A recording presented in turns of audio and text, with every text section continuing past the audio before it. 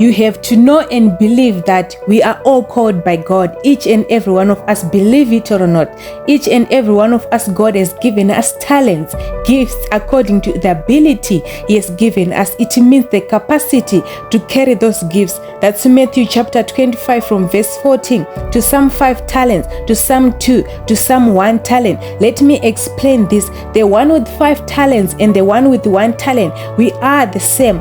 If you were given 5 talents and multiplied them with 5 more, that's 100-fold to God. Same as with 1 talent, you add 1 more, you have brought 100-fold to God. It's not about how many talents God has given you, but what are you doing with it? Are you multiplying them? Are you using your gifts God has given you? Because every gift God has given us is to help each other out. But if you don't make use of them, you are disobeying God and you are not fulfilling God's purpose.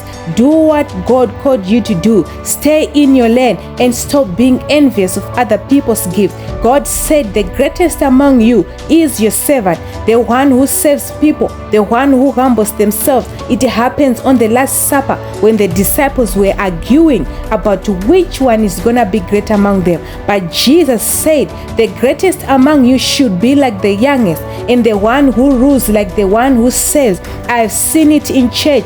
People think the bishop or the prophet is the greatest, and people end up worshiping people that are living in their gifts, people who are walking in God's purpose for them.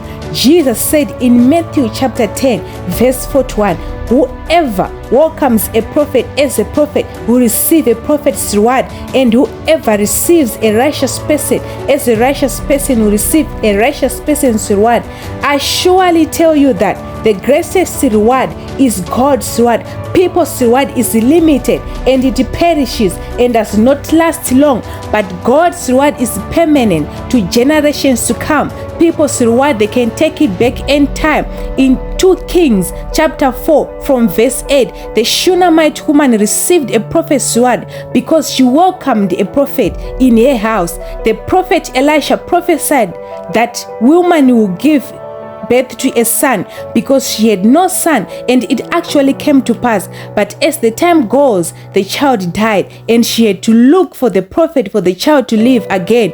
People can give you what they can according to their office that God gave them, but it's limited. I would rather wait for God's appointed time of what He has promised me, because I know when God gives, it's for longevity.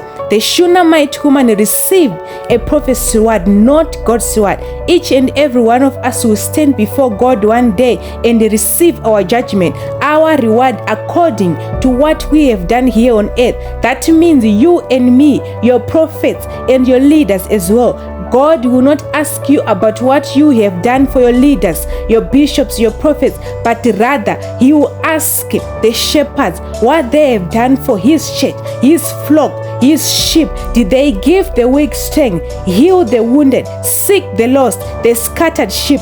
And these shepherds are your prophets, your pastors, your bishops, your teachers. So discover your talents, your gifts, your purpose, and do it, and stop envying other people's gifts. Remember, your gift will make room for you and bring you in the presence of great men. God is pleased when He sees you doing what He has called you to do. Your gift is precious as much as theirs.